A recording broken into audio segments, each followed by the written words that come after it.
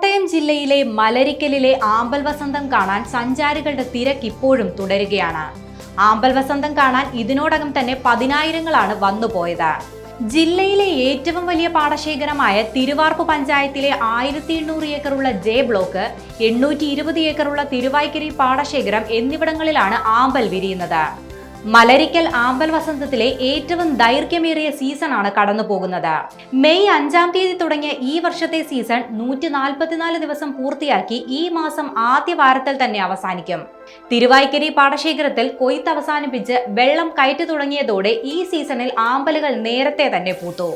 മഴ തുടരുകയും വെള്ളം വറ്റിക്കാൻ താമസം നേരിടുകയും ചെയ്തതിനാൽ മാത്രം കുറച്ചു ദിവസം കൂടി സീസൺ നീട്ടിക്കിട്ടിയേക്കാം.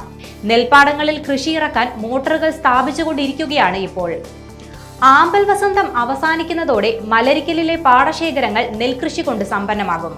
ഈ വർഷം മാത്രം 5 കോടി രൂപയുടെ വരുമാനമാണ് ആമ്പൽ കാഴ്ചകൾ മലരിക്കലിന് സമ്മാനിച്ചത്.